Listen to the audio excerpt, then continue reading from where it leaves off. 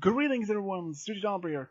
I decided to do another review about a Rockhoof in the Hard Place. After we saw at the episode Friendship University when we saw Starsworld Spirit's first appearance in season 8 since after season 7's finale. We can see how much hard Rockhoof has been adapting in the modern life.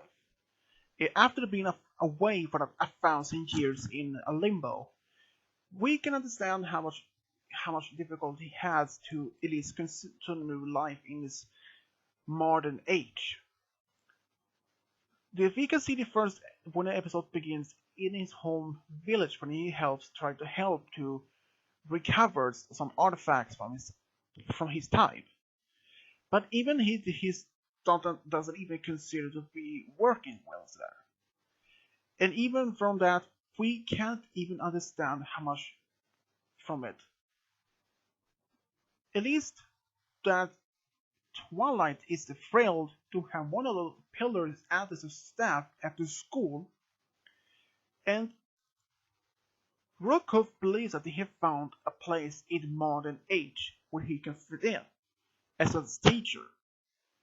At first, the students there, like the young six, are even not so not so much very happy to have another teacher. But when he's starting the class of teaching about the school, about some of the history in his past, then the students are quite overwhelmed by this new history when he tells that he defeated an Ursa Minor single-handed, and that.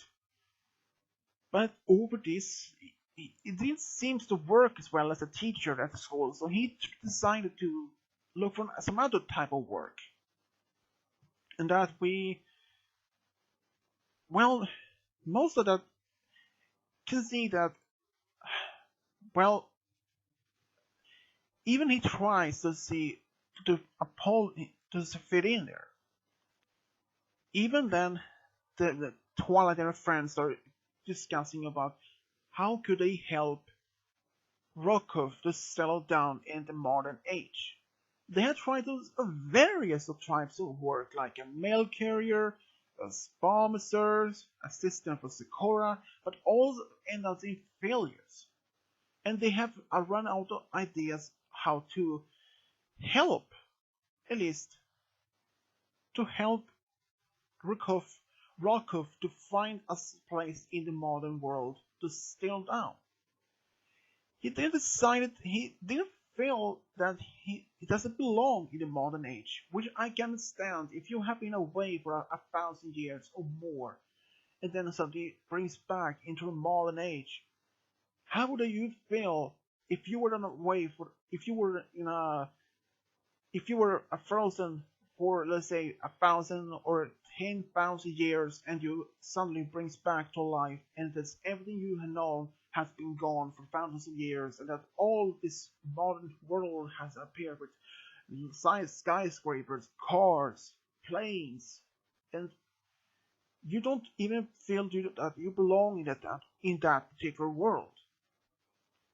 But I can say that even that they considered, but they decided to turn to the other pillars of old Equestria for help to see how they have adapted to their new lives in the modern world.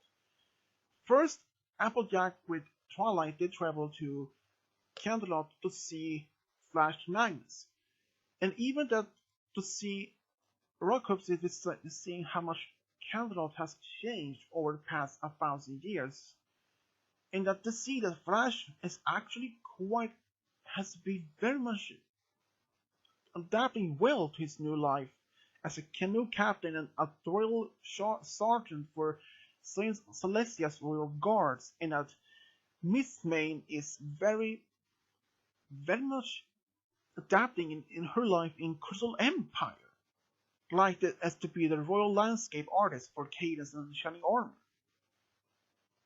But even more than that, we can't see how well, and then they travel to Cenebula to see her as the motivational speaker and magician, and even to see her as a meditation guru, and how well she tries, and even how seeing that Rockhoof is trying to at least more of how to try to be this meditation, but it fails to fall asleep.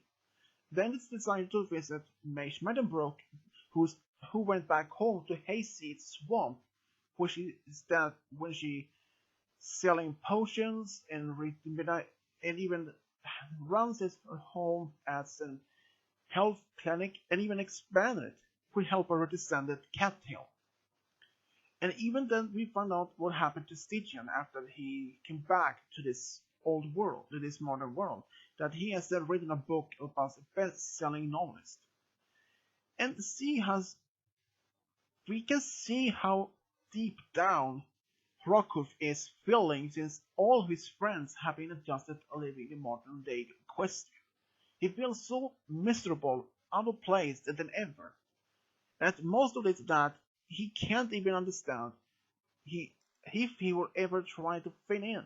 Even the main sex to try. But for what I can say that if you have been away for so long time and then come back to this modern world, you must understand that life has moved on. Even if you don't have the same consider even a motivation to consider to work, fight for fit in the modern world. If I was away for 1,000 years in a like limbo or I frozen for 1,000 years and came back to life and suddenly discovered all my family, all my friends, all gone, and all the world has been changed for another, for much more modern, like space travel has been more common that, and that we have probably still started colonies on hundreds, maybe thousands of planets across the galaxy. Who knows? I would feel the same thing as Rocco feels if he has been away for so long. But I cannot even understand that since his friends has been adapting quite well in the modern life, but he doesn't feel fit in. That is something that I can't even imagine and it feels. But from what I can see from him, it doesn't even feel that he's doesn't even feel belong. And then Rainbow had himself up an idea that why don't ask anyone to have anyone to find a work for Rockhoof as an hero. But then Twilight came up with an idea to ask the Hippogriff. And that he actually when he joins General Seaspray's Hippogriff's navy. And both of them are actually and he's surprised that Seaspray is understands how he feels since for a long time the hippogriffs lived under the ocean when Storm King was still alive.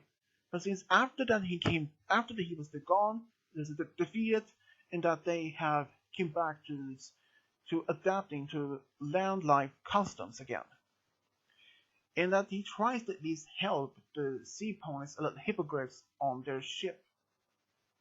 But even then, he still doesn't even feel that he's fit in. And then he remembered the stories that when Discord was turned into stone, he asked Twilight for the same thing that turned him to stone so he can be placed in steel.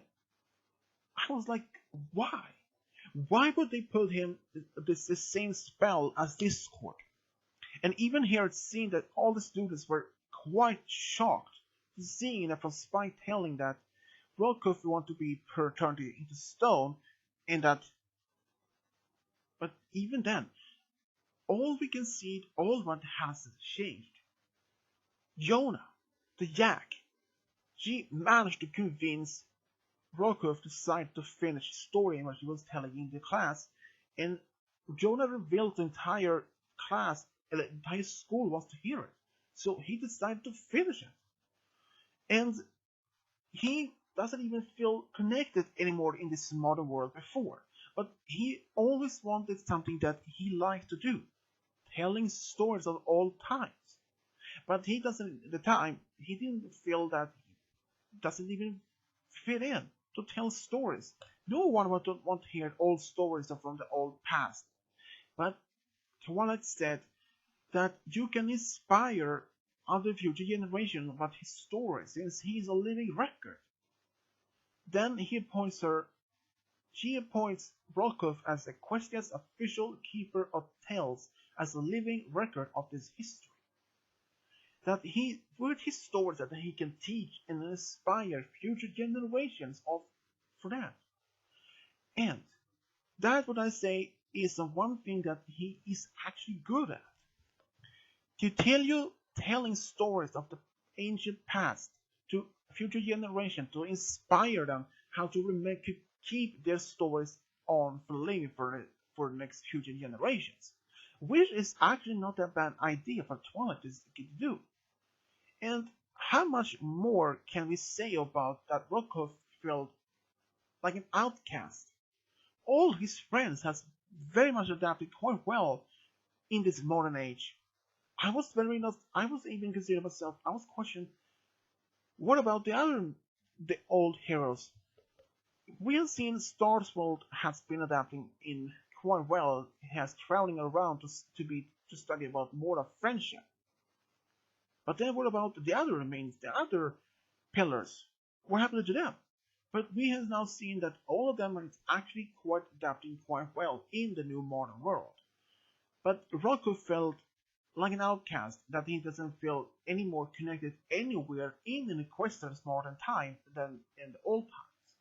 So I can understand how Phil that he doesn't even feel connected or even home anymore. But since Jonah managed to convince him to stay and not being turned into stone, and that he's now turned into official keeper of tales, and that is actually not a bad title for him. As long as he lives, he will continue to write telling his stories for the future generations to come. And what I say from this episode, I was very happy to see it. At least to see what happened to the rest of the old pillars, and especially to see how much struggle Rockhoof has to adapt in the modern age, to this modern Equestria. And what I would give this rating for this episode, well, I would say A+, definitely. And I would like to hear all of you think if this episode can be better, or if it has if you think this will not that what you think about this episode. And as always, subscribe, leave a comment, and as always, this is Swedish Diablo, over and out.